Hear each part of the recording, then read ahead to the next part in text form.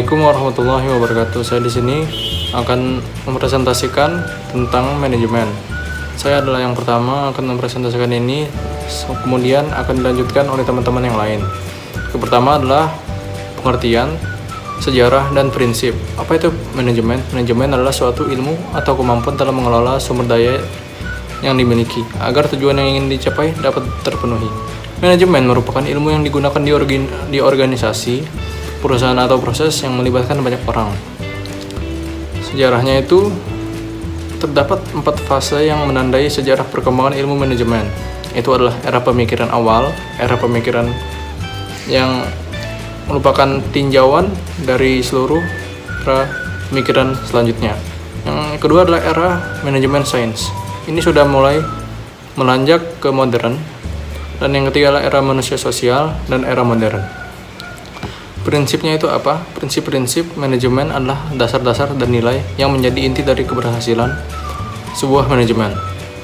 Menurut Henry Fayol, seorang industrialis asal Perancis, prinsip-prinsip dalam manajemen sebaiknya bersifat lentur dalam arti bahwa perlu dipertimbangkan sesuai dengan kondisi-kondisi khusus dan situasi yang berubah. Prinsip-prinsip umum manajemen menurut Henry Fayol terdiri dari, yaitu pertama, pembagian kerja, wewenang dan tanggung jawab, kesatuan perintah, kesatuan pengarahan, mengutamakan kepentingan organisasi di atas kepentingan sendiri, penggajian pegawai, pemusatan, hierarki atau tingkatan, ketertiban, keadilan dan kejujuran, stabilitas kondisi karyawan, prakarsa, dan semangat kesatuan bangsa. Terima kasih. Akan dilanjutkan oleh peserta selanjutnya. Assalamualaikum warahmatullahi wabarakatuh. Perkenalkan, saya Faris Farisal. Di sini saya akan melanjutkan pembahasan yang telah dibahas oleh teman saya pada sebelumnya mengenai manajemen. Saya sendiri akan menjelaskan mengenai fungsi dari manajemen. Secara garis besar, fungsi manajemen dibagi menjadi 4. Namun saya pribadi akan membahas 2 terlebih dahulu. Yang pertama, yaitu fungsi perencanaan atau planning. Apa itu planning? Planning ialah langkah awal yang diambil oleh perusahaan untuk mencari tujuan dari usaha yang mereka lakukan, serta menetapkan visi misi dan juga menetapkan strategi apa yang akan diambil untuk memenuhi tujuan itu sendiri. Nah, manajer di sini berfungsi untuk mengkaji serta mengevaluasi langkah-langkah apa yang akan diambil dan juga siap untuk mencari langkah alternatif yang bakal diambil ke depannya. Nah, fungsi perencanaan ini sangatlah krusial dalam perusahaan. Mengapa? Karena rencana ini sangat berpengaruh terhadap kehidupan perusahaan ke depannya. Adapun manfaat yang dapat kita ambil dari fungsi perencanaan ini ialah bisa membuat pelaksanaan tugas menjadi lebih tepat dan kegiatan dari usaha tersebut dapat lebih terorganisir atau lebih rapi bila kita bedah, dan dapat menghindari kesalahan dan meminimalisir kesalahan apapun yang terjadi pada masa depan. Baiklah, yang selanjutnya atau yang kedua ialah fungsi pengorganisasian atau organizing. Fungsi pengorganisasian ialah pengaturan sumber daya alam serta sumber daya manusia dan juga sumber daya fisik yang dimiliki oleh perusahaan yang dimiliki agar dapat menjalankan rencana-rencana yang telah diputuskan untuk mencapai tujuan yang telah ditetapkan. Nah, fungsi pengorganisasian ini mengelompokkan semua orang, alat, tugas, serta wewenang dalam satu kesatuan yang kemudian digerakkan melaksanakan apa yang sudah direncanakan sebelumnya.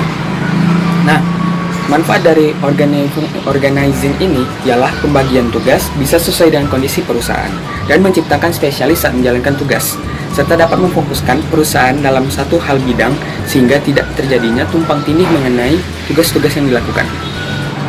Tentunya, fungsi dari manajemen di sini ialah mengatur ataupun mengelompokkan mereka berdasarkan bidang-bidang keahlian mereka itu sendiri, sehingga terciptalah efisiensi dalam pekerjaan perusahaan itu sendiri. Baiklah, saya rasa itu saja dari saya. Materi selanjutnya akan dibahas dan dilanjutkan oleh teman saya berikutnya. Terima kasih. Assalamualaikum warahmatullahi wabarakatuh. Perkenalkan, saya Muhammad Ihsan Hidayatullah. Seperti yang telah dijelaskan oleh teman saya tadi, fungsi utama manajemen terdiri atas 4 fungsi, yaitu perencanaan, pengorganisasian, pelaksanaan, dan pengawasan. Pada kesempatan kali ini, saya akan membahas tentang fungsi pelaksanaan dan pengawasan. Baiklah, yang pertama adalah fungsi pelaksanaan.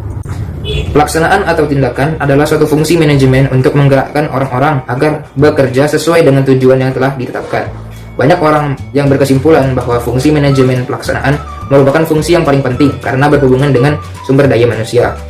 Pimpinan organisasi harus dapat memberi motivasi, sehingga setiap orang mau bekerja sama dengan orang lain untuk mencapai tujuan.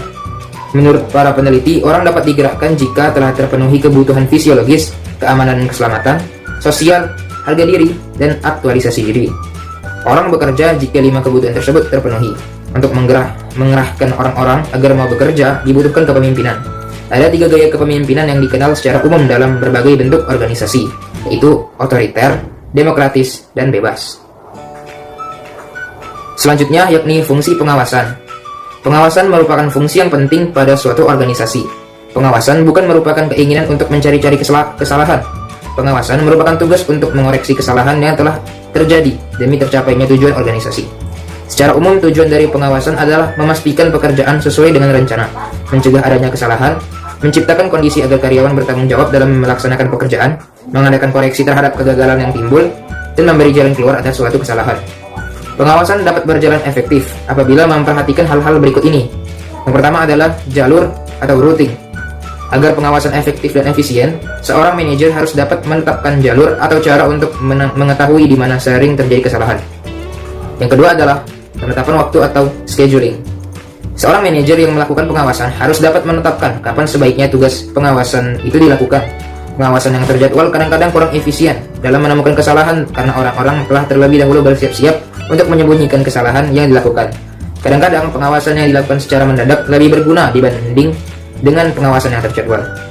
Yang ketiga adalah perintah pelaksanaan atau dispatching.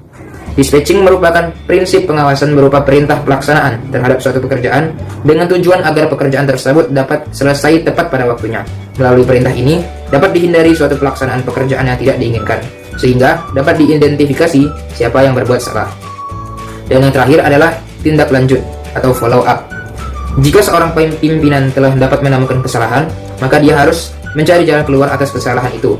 Dia bisa memberi peringatan pada bawahan yang tidak sengaja berbuat salah, atau memberi hukuman pada bawahan yang sengaja berbuat salah.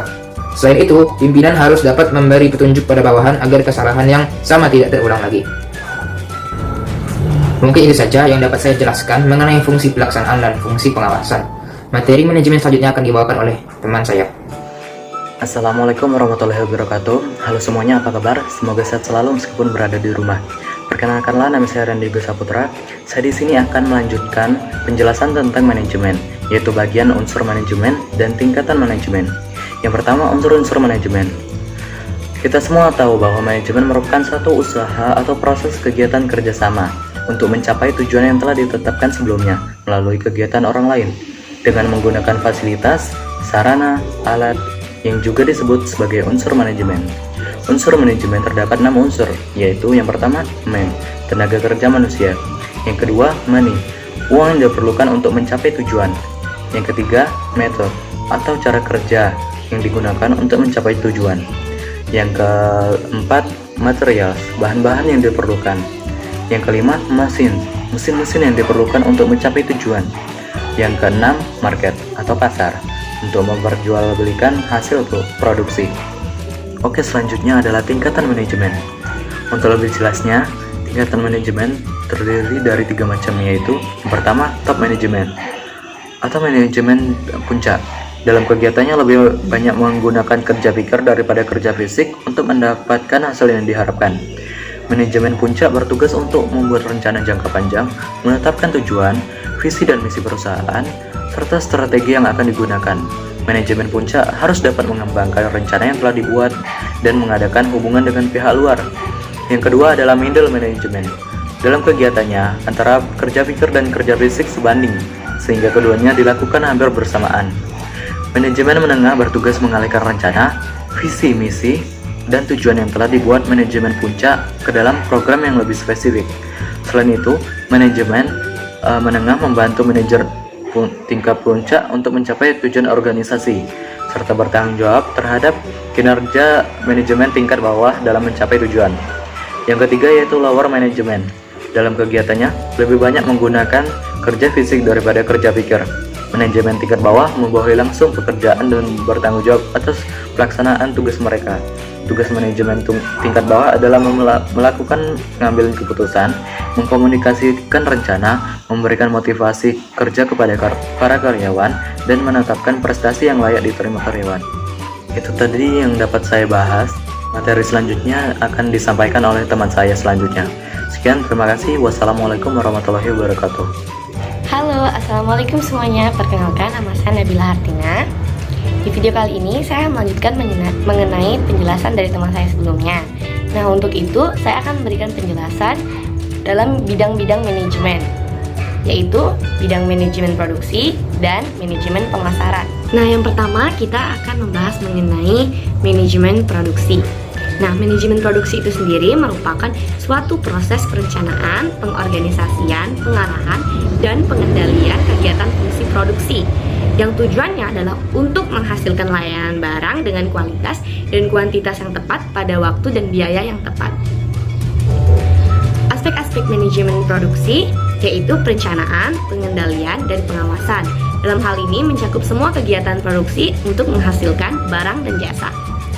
Adapun ruang lingkup dari manajemen produksi yaitu berkaitan dengan desain, di mana keputusan yang diambil merupakan keputusan jangka panjang dalam manajemen produksi. Lalu yang kedua yaitu berkaitan dengan transformasi, yaitu keputusan jangka pendek. Dalam hal ini mengenai operasional dan taktis.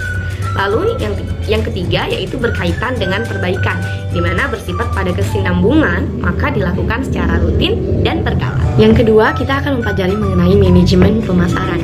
Nah, manajemen pemasaran itu sendiri merupakan suatu usaha untuk merencanakan, mengimplementasikan, serta mengawasi atau mengendalikan kegiatan pemasaran. Nah, untuk konsep manajemen pemasaran yaitu menentukan kebutuhan, keinginan, dan penilaian pasar secara lebih dibandingkan pesaing. Untuk fungsinya, manajemen pemasaran ini berfungsi sebagai strategi distribusi, di mana komunikasi terhadap konsumen dan promosi ke konsumen relatif lebih mudah. Lalu ada hal penting dalam manajemen pemasaran yang perlu kita ingat, yaitu mengenai product, price, promotion, and place, di mana hal ini dapat mempengaruhi kegiatan dalam manajemen pemasaran. Lalu ada tahap perkembangan dari manajemen pemasaran. Yang pertama yaitu tahap orientasi produksi, di mana ini merupakan tahap pengenalan. Lalu yang kedua yaitu tahap orientasi penjualan, di mana hal ini akan mempengaruhi pendapatan yang akan diperoleh. Lalu yaitu tahap orientasi pemasaran. Nah, tahap orientasi pemasaran ini merupakan tahap di mana para pasar bisa mengenal produk yang akan didistribusikan. Lalu yang terakhir yaitu tahap orientasi sosial atau masyarakat, di mana produk, barang atau jasa yang dapat diterima oleh masyarakat secara penuh. Nah, mungkin itu saja yang dapat saya jelaskan. Untuk penjelasan selanjutnya akan dijelaskan oleh teman saya. Terima kasih dan sampai jumpa. Assalamualaikum warahmatullahi wabarakatuh. Perkenalkan, nama saya Muhammad Iqbal Rashid dari kelas 10.1 akan melanjutkan penjelasan dari teman-teman saya tentang manajemen. Di sini saya akan menjelaskan secara singkat tentang manajemen personalia dan manajemen keuangan beserta tujuannya. Oke, langsung saja. Yang pertama saya akan menjelaskan tentang manajemen personalia. Manajemen personalia adalah suatu ilmu yang mempelajari bagaimana cara memberikan suatu fasilitas untuk perkembangan, pekerjaan, dan juga rasa partisipasi pekerjaan di dalam suatu kegiatan atau aktivitas. Manajemen personalia ialah bagian manajemen yang memperhatikan orang-orang dalam organisasi yang merupakan salah satu subsistem manajemen, di mana kata organisasi umumnya dipakai dalam hubungan dengan setiap kumpulan orang-orang, pekerjaan-pekerjaan, pikiran-pikiran, atau fakta-fakta yang disusun dan diatur sedemikian rupa sehingga membentuk keseluruhan yang berarti. Dari tujuan manajemen personalia tersebut menjelaskan bagaimana dapat memanfaatkan pegawai secara efisien dan bekerja sama dengan kuantitas yang dapat dipertanggungjawabkan, ciptakan, memelihara, dan mengembangkan suasana kerja yang menyenangkan antara individu yang bekerja sama. Tujuan dari manajemen personalia. Tujuan dari manajemen personalia berhubungan dengan tujuan perusahaan secara umum. Hal tersebut disebabkan karena manajemen perusahaan itu berusaha untuk menimbulkan efisiensi dalam bidang tenaga kerja, ialah sebagai efisiensi keuntungan serta kontinuitas. Selanjutnya, saya akan menjelaskan tentang manajemen keuangan. Manajemen keuangan atau financial management adalah semua aktivitas atau kegiatan perusahaan yang berkaitan dengan bagaimana cara mendapatkan, menggunakan, dan mengelola keuangan perusahaan. Financial management adalah kegiatan manajemen yang bertujuan untuk mengelola dana maupun aset-aset yang dimiliki perusahaan untuk dimanfaatkan pada hal-hal atau kegiatan yang membantu mencapainya tujuan utama perusahaan, yaitu profit atau keuntungan. Dalam perusahaan atau bisnis, manajemen keuangan memiliki 3 aktivitas utama yang dilakukan oleh manajer keuangan, yaitu perolehan dana, aktivitas penggunaan dana, dan pengelolaan aktiva. 3 hal tersebut berkaitan dengan sumber dana internal dan eksternal perusahaan. Tujuan dari manajemen keuangan. Tujuan dari manajemen keuangan adalah untuk memaksimalkan nilai yang dimiliki perusahaan atau memberikan nilai tambah terhadap aset yang dimiliki oleh perusahaan. Baik, sekian penjelasan dari saya. Penjelasan selanjutnya akan dilanjutkan oleh teman saya Heri. Assalamualaikum warahmatullahi wabarakatuh. Assalamualaikum warahmatullahi wabarakatuh. Saya Fatana Margazani. Saya akan melanjutkan pembahasan yang sebelumnya disampaikan oleh teman saya. Kali ini kita akan membahas tentang manajemen administrasi. Di sini ada 4 poin, yaitu ada pengertian, tujuan, fungsi, dan tugas. Manajemen administrasi adalah sebuah usaha dan kegiatan yang berhubungan dengan pengaturan kebijakan di dalam organisasi dengan tujuan agar sasaran dapat tercapai dengan baik. Itu merupakan pengertian secara umum. Beda lagi dengan menurut para ahli, salah satunya adalah Miles Geoffrey. Dia mengatakan bahwa definisi manajemen administrasi adalah seni membimbing personel kantor dalam mempergunakan sarana yang sesuai dengan lingkungan demi mencapai tujuan yang ditetapkan. Kedua, ada tujuan.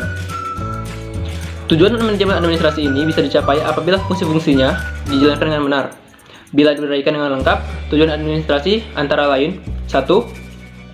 Mengelola seluruh data dan keterangan secara lengkap, melindungi dan menyimpan serta memberikan informasi kepada yang membutuhkan. Yang kedua, ada menampilkan laporan dan catatan penting dengan rincian biaya yang sesuai. 3. Membantu perusahaan untuk memelihara dan memenuhi kebutuhan yang berhubungan dengan administrasi. 4. Pemberian layanan oleh tata usaha kepada mitra kerja dan juga pelanggan. Yang kelima, yang terakhir adalah menyediakan laporan yang relevan dan terbaru. Yang ketiga, ada fungsi. Fungsinya ada 4, yaitu 1. Melakukan perencanaan terkait administrasi, misalnya pemeliharaan sarana prasarana seperti tata ruang, ventilasi, anggaran perusahaan, dan lainnya. Yang kedua, ada pengorganisasian. Dengan mengelompokkan alat yang dipakai dalam bidang usaha, tugas, tanggung jawab, dan SDM yang terbagi di dalamnya. Hal ini bertujuan untuk menciptakan organisasi yang selaras dengan visi perusahaan. Yang ketiga, memberikan dorongan kepada karyawan untuk mencapai tujuan organisasi terutama di lingkup administrasi. Yang terakhir, yang keempat, yaitu melakukan pengawasan terhadap proses administrasi kantor. Yang terakhir, kita akan bahas tentang tugas. Melihat dari arti manajemen administrasi yang disampaikan oleh Miles Geoffrey, dia membagi tugas ke administrasi menjadi 5. Antara lain, 1. Itu ada duplicating atau penggadaan. 2. Mailing atau pengiriman surat atau pesan dan sejenisnya. 3. Ada calculating atau kalkulasi. 4. Filling atau pengarsipan. Yang terakhir adalah checking, adalah pemeriksaan. Dari sekian banyak penjelasan tadi, kami menarik kesimpulan, yaitu mengenai manajemen. Manajemen yaitu suatu proses di mana seseorang mampu mengontrol, mengendalikan, menggerakkan suatu aktivitas atau kegiatan-kegiatan yang dilakukan secara individu maupun secara kelompok. Sehingga apabila dilakukan dengan manajemen yang baik dan benar, maka akan diperoleh hasil yang memuaskan dan sesuai sasaran yang ingin dicapai. Assalamualaikum warahmatullahi wabarakatuh.